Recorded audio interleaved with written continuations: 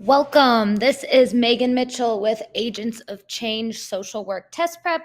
And today I'm here to present on a topic that I find very exciting, and I think it will be helpful for anyone, anytime in a studying journey.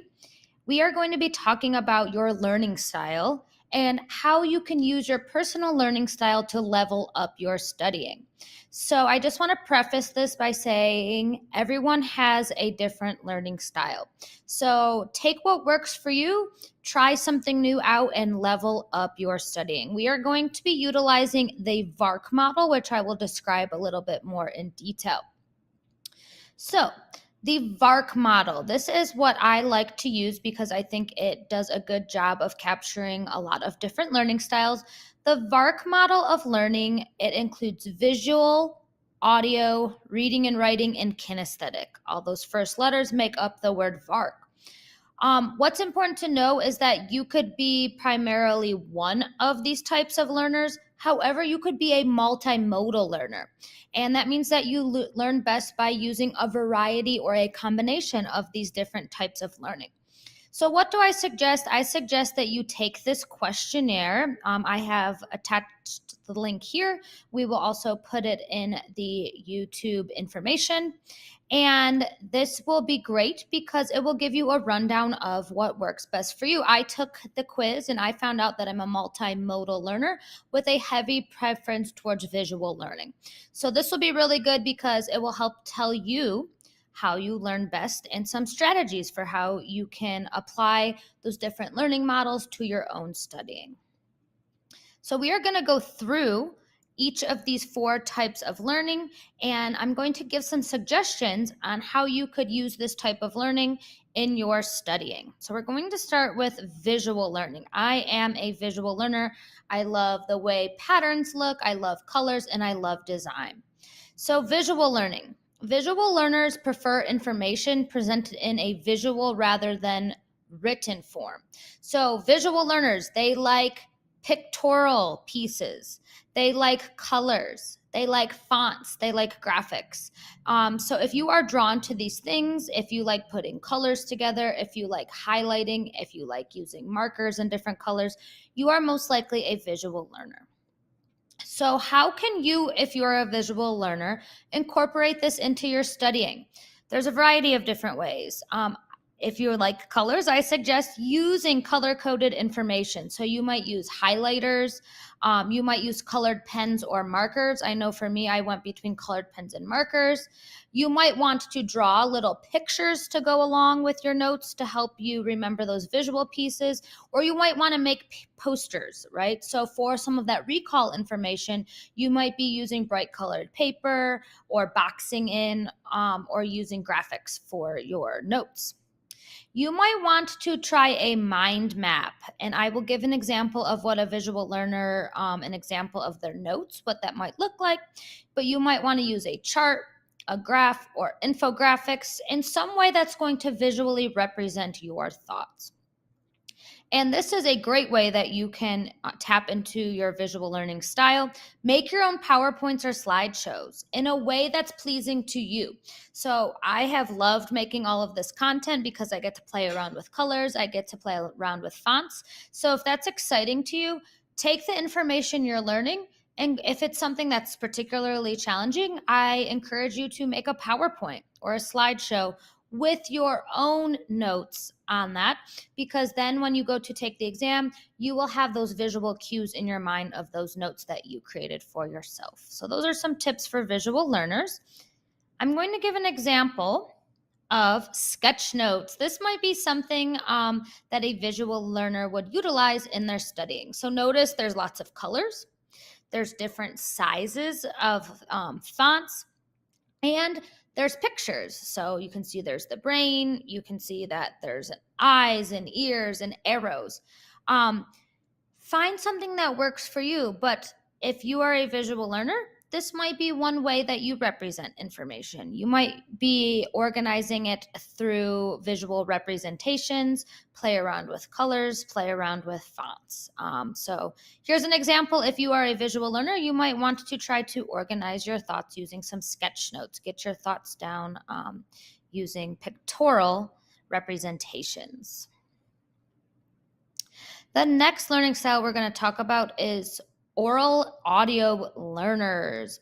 So that is the A in our Varc model. Oral audio learners prefer information that is spoken or heard. So this is not only taking in information through listening, it's also speaking out loud. It goes both ways. So if you are someone that likes to speak out loud to remember information, or if you take in information through audio input, you are most likely an oral or audio learner. So ways you can incorporate audio into your learning, there's a variety of different ways, and luckily podcasts have become increasingly popular. So I suggest that you listen to audio and podcasts. If you purchase the Agents of Change program, all of our lessons are available as audio only versions as well. So if you are an audio learner, that could be really helpful for you.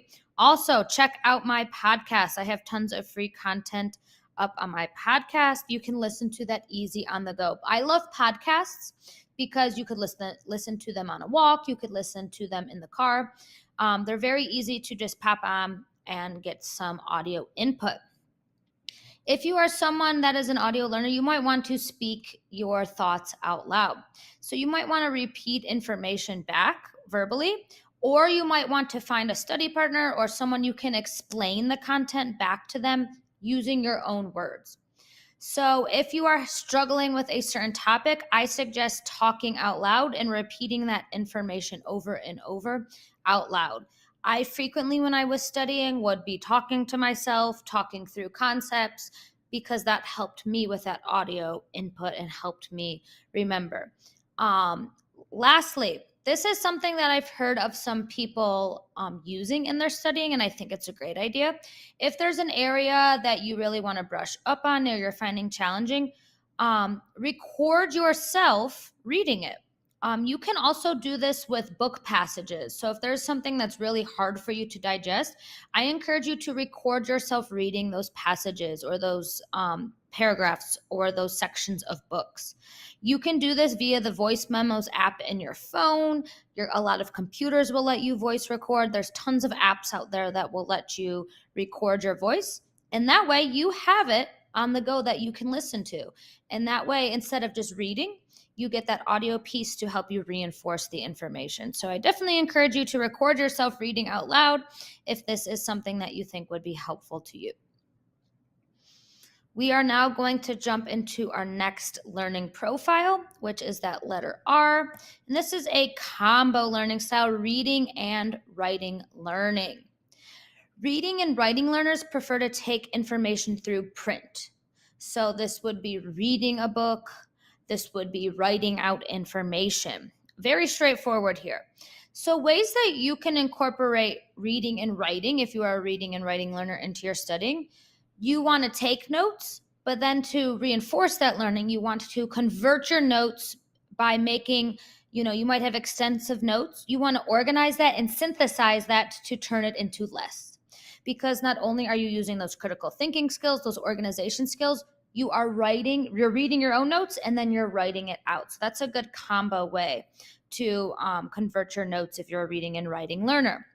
Read books. You're going to want to read. You can also, if you are someone that really enjoys reading, you can find supplemental readings, supplemental texts that will help you with certain topics, and that will help you get a deeper understanding of the content. If you are someone that does really well with writing things over and over and over again, this worked very well for me for, like, say, medications, Erickson's stages of development. You can write things out over and over again until it sticks in your brain. So a lot of people do that. They might write things over and over again to help it solidify. You might be someone that uses flashcards if you are a reading and writing learner. And remember, for this exam, I suggest flashcards for recall information because recall information is important. You definitely need to know recall information, but you also want to make sure that you are able to apply the information and utilize it in critical thinking situations. You might be also someone that is reading your notes again and again silently, going through those written notes again and again, or going through handouts or going through PowerPoints by reading. And I'm going to give an example of reading and writing learning. What might be helpful for you, I have here next an example of written notes. And this does not have anything to do with the content we're talking about. This is just simply a sample. As you can see on the left, they wrote in a notebook and they are doing a lot of bullet pointing and organizing, right? So they have a header of the section and bullet points that follow. Going through and organizing your notes this way might be helpful if you're a reading and writing learner. Also, you can see they make lists and they number things.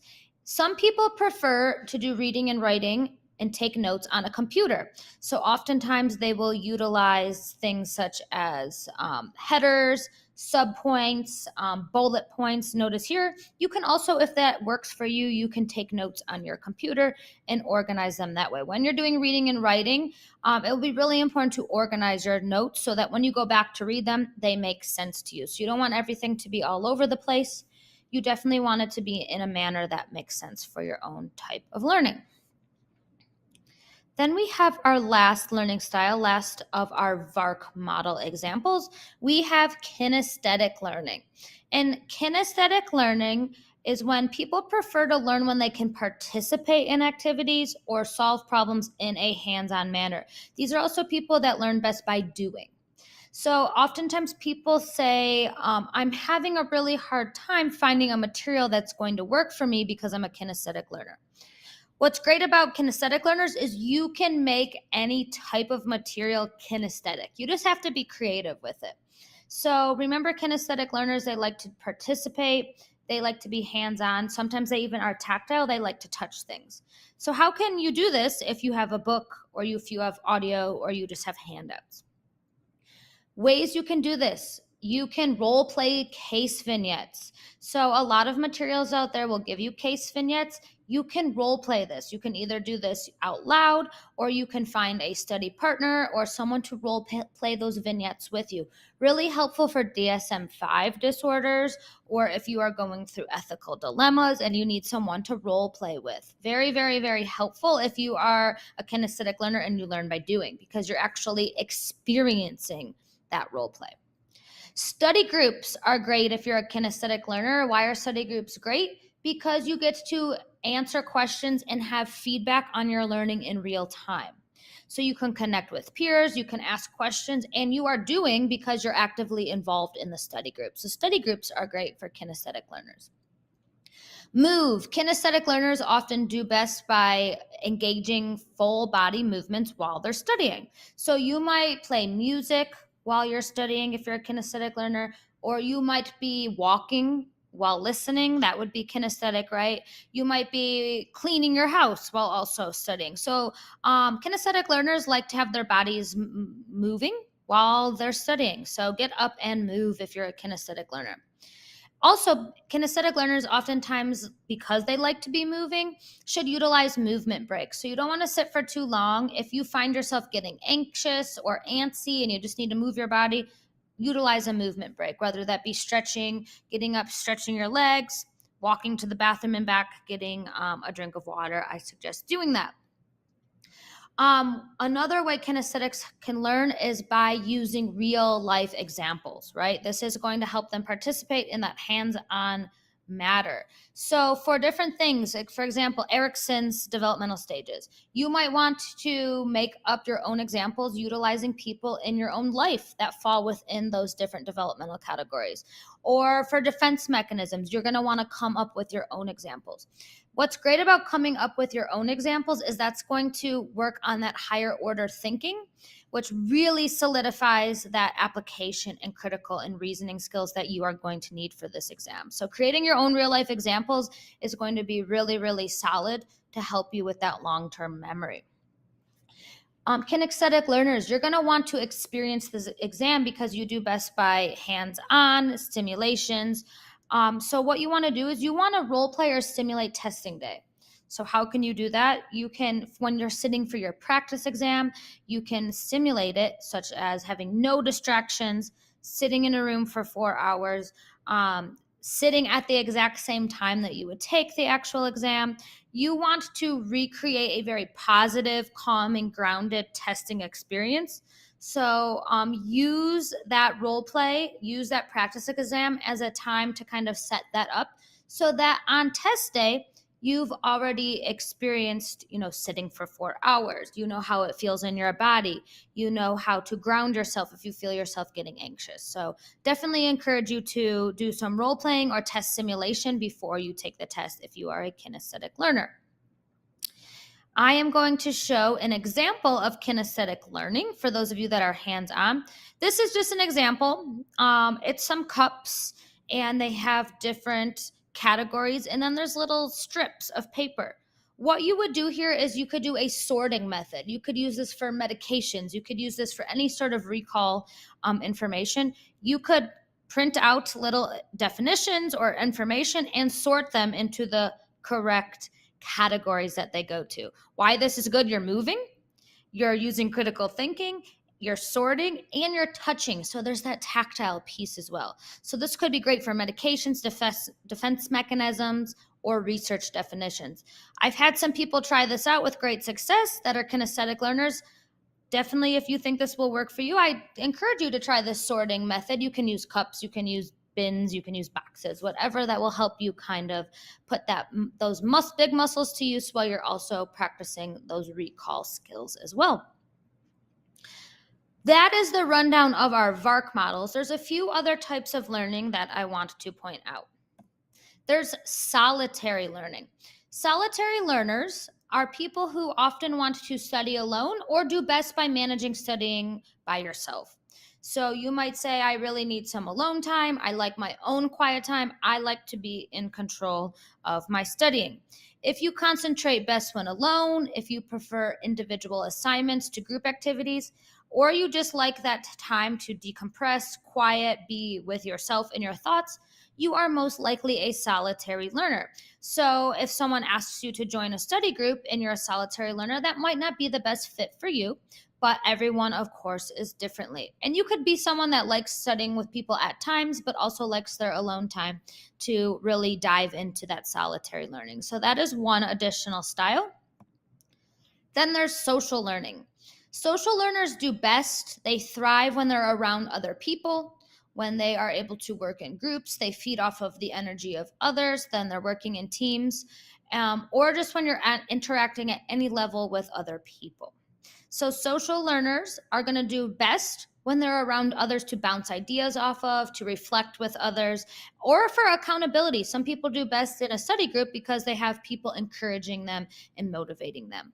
So if you are a social learner, you might do best by finding either a study partner or by forming a small study group. I always encourage people, if you're going to form a small study group, make sure that there's people that have similar learning styles to you, similar expectations to you, because you want to make sure that it's a good fit and a good use of your time. So that is my suggestion if you're finding a study group. So also important to know if you're a solitary learner or a social learner. My advice: everyone is different. We just went over a ton of different learning styles. You might be a combination. You might realize something about yourself by taking that quiz that you didn't know. So find what works best for you. You are also going to hear so many people out there in the world saying that certain materials worked for them. Not every material is going to work for every person because every person has a unique learning style. So you might use trial and error, and it's also certainly important that you are self-reflective. So notice with yourself what ways of learning work for you and which ways do not work for you. You need to be realistic, right? Also know that your needs could fluctuate. You might not be able to commit to certain things because there's other aspects of our life that you need to balance. So find something that's realistic, be self-reflective, and remember, everyone's story is different. So I don't want you to get tripped up with hearing people use a certain material to pass, so you should automatically go and do that. Do your research. There are tons and tons and tons of materials out there, and you can find many ways to make them work for you. But I do suggest that you find what personally works for you, because you are not going to be the same as everyone else. Everyone has a different learning style. And lastly, I want to leave you with a little personal commitment, some food for thought. I suggest that whenever you are sitting down to study next, if that be this week or this month or sometime in the future, Commit to trying one new study tool or technique. So we covered a bunch of different ones, maybe something that you had not thought of prior, but determine if this is something that's going to help you. If it will help you, you will be able to retain information. You're going to be able to apply the knowledge, and you're going to be able to deepen your critical thinking skills. So I do want to preface this by saying a lot of people tell me I keep studying, and nothing's sticking. You're probably not tapping into your learning style in a way that is going to be helpful. So if that is the case, try something new. And I want you to make a personal commitment to try a new learning style or try a new learning method, because you might surprise yourself, right? At different times in our life, different stages in our life, we might lean more into our different learning styles. But my biggest takeaway is find what works for you. You can really tap into your learning style to make sure that you're studying not necessarily more, but you're studying more efficiently, because efficiency is really important. We all live very busy lives. So find what works for you and level up your studying. Thank you for tuning in. You can check out more information from Agents of Change at our YouTube podcast or website. And I want to thank you for tuning in today. I hope that you will take some of the things we learned and level up your studying. Thank you.